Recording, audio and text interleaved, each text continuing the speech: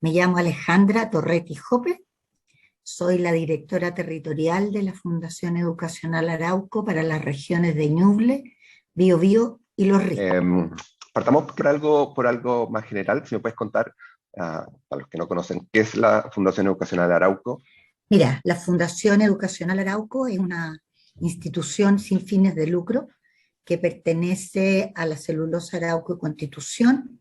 Fue creada el año 1989 a propósito de brindar la posibilidad de apoyar a las comunidades donde la empresa tuviera presencia industrial o forestal. Inicialmente, obviamente, correspondía tal vez a lo que después se conoció como responsabilidad social empresarial, pero nos hemos movido más hacia una perspectiva de lo que tiene que ver con valor agregado, en el sentido de que la fundación y otras instituciones que tiene la empresa generen valor, generen desarrollo en las comunidades donde estamos presentes, más que hacer un aporte puntual y retirarnos y eso sea.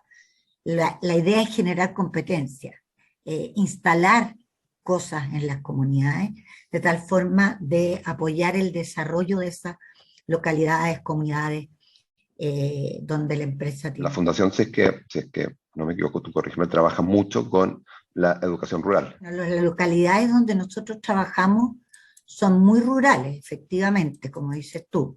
Entonces, en ese sentido, más que trabajar solo en comunidades rurales,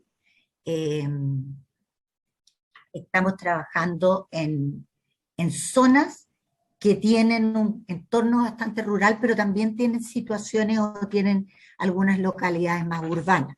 Por ejemplo, hemos trabajado en Valdivia, que es una ciudad importante, pero nuestra norma es trabajar más bien en las comunas donde hay presencia de temas industriales. Entonces trabajamos en Licantén, trabajamos en Constitución, en Arauco, en Itata, que es la comuna de Ranquil, Mariquina, entonces Yungay. Entonces son localidades más bien donde principalmente el contexto educacional es rural. Las comunas son 38, hemos trabajado con 646 escuelas, más o menos 5.500, 5.600 profesores que atienden anualmente a 117.000 estudiantes. La pandemia tiene una característica de transversalidad y de globalidad que nos ha afectado a todos. Nos ha afectado a los que vivimos en sectores rurales, a los que vivimos en sectores urbanos, a los que vivimos en Chile, a los que viven en Colombia, a los que viven en Europa, a los que viven en Asia. Nos ha afectado a todos. Y eso hace que sea una pandemia, una crisis muy particular y muy especial, porque estamos todos afectados, estamos todos con menos energía, estamos todos estresados, estamos todos sensibilizados frente a esa situación. Eso hace, por un lado, que tal vez estemos todos con menos herramientas, con menos energías para poder apoyar o acompañar a otros, pero por otro lado también tiene el lado positivo de que tal vez podamos empatizar mucho más fácil con los otros, porque todos hemos vivido de una u otra forma, más grave o menos grave, con más apoyo o menos apoyo, la situación de aislamiento, de enfermedad de seres queridos, incluso de pérdida de seres queridos, ¿ya? Entonces, desde ese lado, esta pandemia ha tenido una crisis, pero una crisis particular. En términos de educación, ha tenido muchas complicaciones porque tiene la complicación de la no presencialidad, y la no presencialidad ha implicado dos cosas. Una que tiene que ver con cosas emocionales, que es el aislamiento, el perder los vínculos sociales, el no compartir con los pares, el no dialogar con los otros, el no estar con los otros, que obviamente te genera sostén, te genera apoyo, te genera diversión, te genera entretención, te genera compartir ideas, vincularte con los otros. Y también tenemos el problema de lo que es la brecha en los aprendizajes. la no presencialidad también afectó, nos impactó fuertemente en todo lo que tiene que ver con cuánto aprendieron los niños, cuánto aprendieron los jóvenes en estos 2 años que estuvieron fuera de las aulas. Y esto tiene que ver fuertemente con el no tener acceso, ¿no es cierto?, a la posibilidad de tener clases, porque aquí incidió la conectividad por un lado, pero también las habilidades y las competencias de los profesores para poder moverse de una clase presencial en que yo tengo a los niños al frente, a moverme a una clase en que no tengo a ni un alumno al frente y tengo que hablarle a fotos, a cámaras, a algunos niños que se conectan, a otros que no, y en los medios rurales esto fue mucho más eh, impactado que en los medios urbanos. La conectividad, la internet es mucho más asequible en medios urbanos que en medios rurales. Entonces ahí sí que si tú piensas cómo impactó la crisis o cómo impactó la pandemia en educación propiamente tal, en lo urbano y en lo rural estuvieron mucho más desconectados, tuvieron muchas menos posibilidades de conectarse con sus compañeros, con los profesores, tener clases, aunque fuera virtuales o híbridas, que algunos en el aula, algunos en la casa, no solo por la conectividad, sino que también porque no tenían computadores o porque el medio que tenían eran los celulares. Y las familias tienen un celular para 4 hijos, entonces el rato o la posibilidad de conexión también era importante. Eso como para sintetizar o como para poner la imagen de lo que ocurrió eh, entre lo urbano y lo rural, pero a todos los afectó y a todos nos vimos impactados en lo socioemocional y todos nos vimos impactados, si estamos pensando en educación, en el tema de los aprendizajes, y eso obviamente que va a tener consecuencias y está teniendo consecuencias. Sí, perfecto. Nombraste esos dos temas, las brechas de aprendizaje y la sociabilización. Y el impacto y el estrés y la angustia, eh, todo lo que implica que lo hemos pasado mal. O sea, cuando uno lo pasa mal, se afecta, se estresa, se sobrecarga, no tiene las mejores condiciones, ni crea, ni es capaz de crear las mejores condiciones, un ambiente propicio para el aprendizaje. Y eso obviamente impacta. ¿Ah? Yo soy un profesor que lo pasé mal, probablemente no voy a llegar con la misma disposición, con el optimismo, con la acogida a hacer clase, que si las cosas están bien, si no tengo premuras económicas, si tengo a toda mi familia con buena salud, etcétera. Entonces, ¿Y es cómo abordamos esos dos temas? No sé si hoy día se puede, de repente en una ocasión hablamos de equilibrar, de emparejar, ¿cómo abordamos esos dos temas? ah, para no quedarnos con ese rezago, sino que hacia futuro, que la brecha educacional primero se junte con donde deberían ir, y la sociabilización, que es un tema que ya estamos viendo fuerte en el colegio con los temas de bullying, con, con el ciberbullying, tampoco aumente y tengamos comunidades más sanas en ellas. Ujú. Bueno, mira, yo creo que hay dos niveles de acciones en términos de lo socioemocional que podemos hacer. Creo que hay temas que tenemos que asumir como una crisis, es decir, hay situaciones que requieren una respuesta inmediata, una respuesta puntual a lo que está sucediendo, por ejemplo, con la agresión, con el bullying, etcétera. Hay que tomar medidas, hay que contratar expertos que nos apoyen en la escuela para que nos den las mejores ayudas, hay que vigilar las redes sociales, hay que trabajar en compañía y en sociedad con los padres. Me parece que es súper importante no culpabilizar ni a unos ni a otros. No es el minuto de exigir a las escuelas control y esto, ni a los padres, sino que necesitamos trabajar de la mano. Yo creo que es el minuto de la colaboración, de no estar buscando al responsable ni de hacer señalamientos en lo otro, sino que entender que como estamos todos comprometidos afectivamente en esta situación, lo que necesitamos es dialogar, conversar, aunar esfuerzos y trabajar todos juntos para lograr superar estos conflictos que están ocurriendo. He escuchado harto de papás que dicen, pero les tenemos que exigir a los colegios, o de profesores que tenemos que exigir más control parental.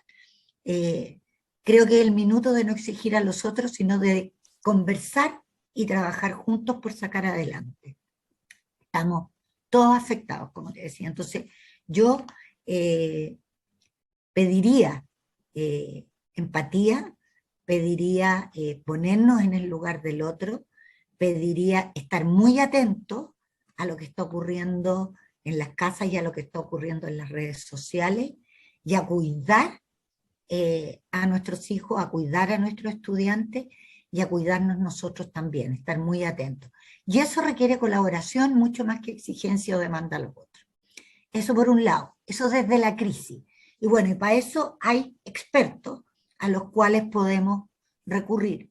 Y hay montones de instituciones que están entregando materiales, hay muchas webinars, hay muchas instancias en línea a las cuales se puede recurrir, seminarios, etc.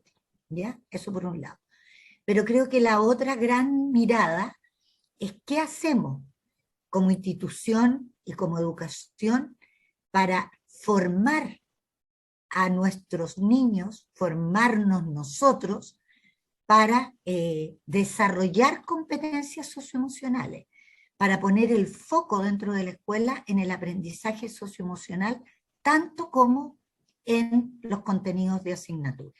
Entonces, dos vetas: algo que ataque y apunte a lo puntual, a lo urgente, a lo que está ocurriendo, a la crisis, y algo que nos permita trabajar en formar y en poder abordar las cosas preventivamente. O sea, la aspiración es a que no ocurran estos bullying. Van a ocurrir siempre, pero lo menos posible. A que como institución escolar o como educación estemos todos pendientes y vayamos entendiendo las señales, vayamos sabiendo lo que hay que generar, dando los espacios para que los niños hablen de los temas emocionales, para saber cómo están, para escucharlos, para buscar soluciones juntas, para que tengan lenguaje emocional, para que haya autorregulación y regulación de las emociones, porque las emociones no son algo malo.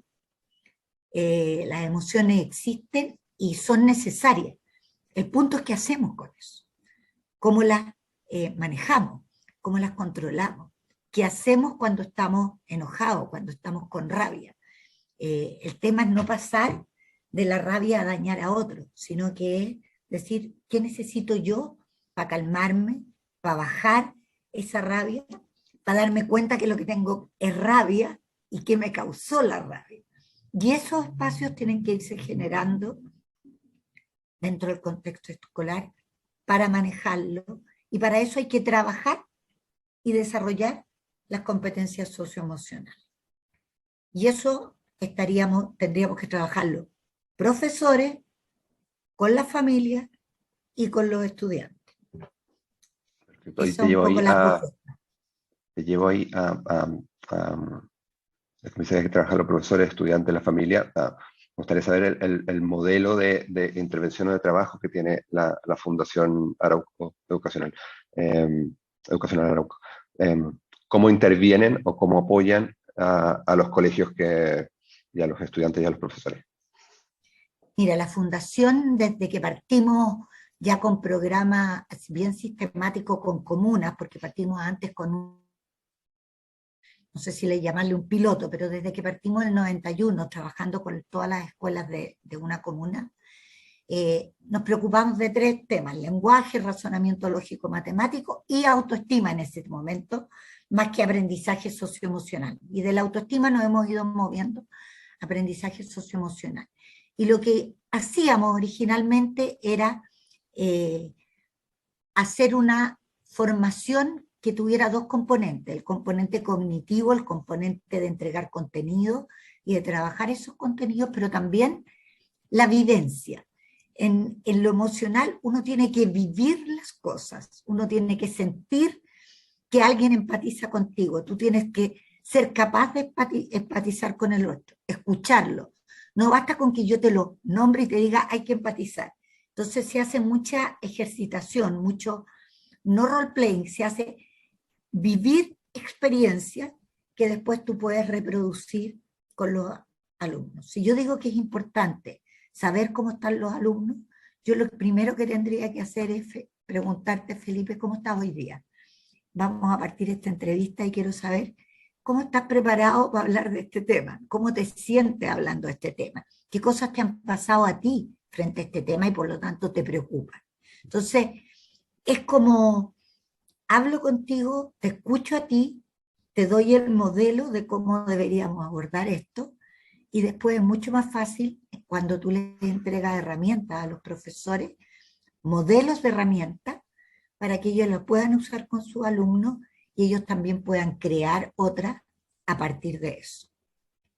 En la actualidad nos estamos moviendo más y estamos preparando con Focus, que es una institución amiga, aliada, una propuesta que lo que queremos es tender más a acompañar a los establecimientos o a las localidades o al territorio, porque nunca trabajamos con una escuela, a generar un plan de bienestar y aprendizaje socioemocional en la escuela.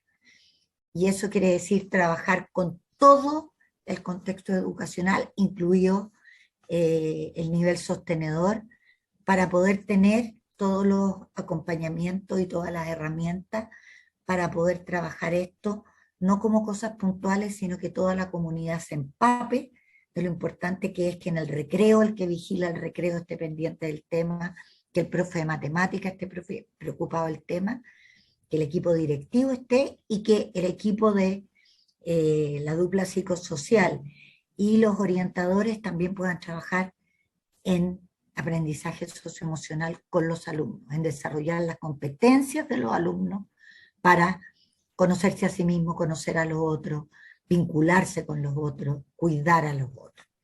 Y el sello aquí es, me cuido, te cuido y cuido a los otros, cuido a la comunidad.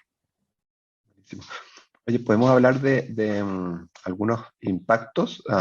No sé si lo tienen medido, si es que hay cosas patentes que han cambiado en estos años de implementación de proyectos.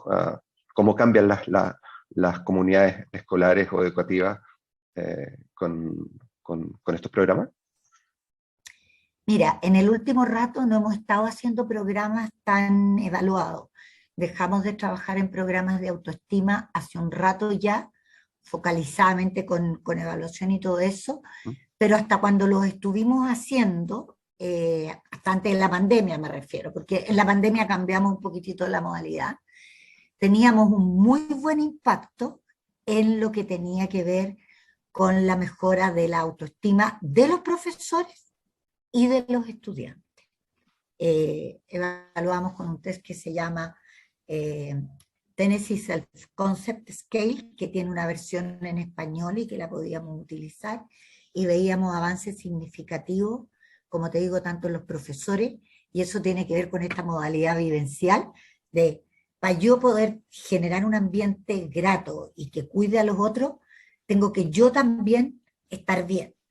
Y tuvimos muchos avances significativos en todos los programas, y eso también se lograba en los estudiantes. No tengo la cifra a mano, así que no quiero decirlo, pero sí te puedo decir que habían avances significativos.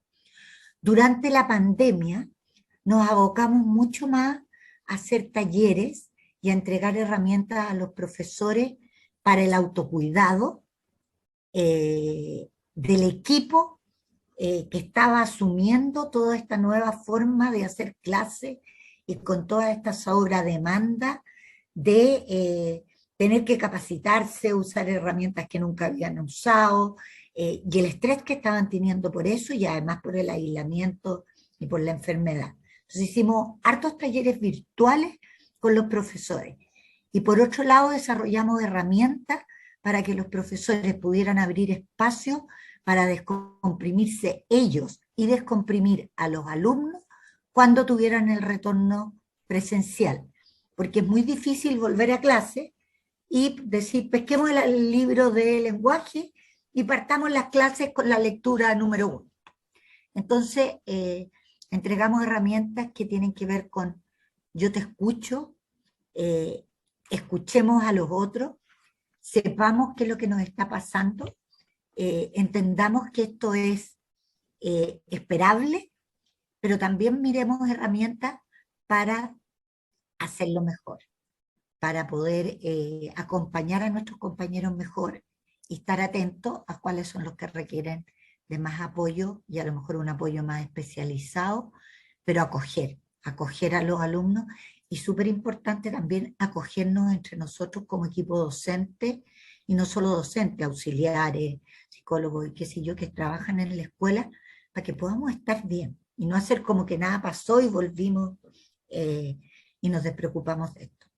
Y en ese sentido, eso se conecta con el aprendizaje, porque no solo nos importa que estén bien, la otra brecha que habíamos hablado es qué pasa con los estudiantes con sus aprendizajes.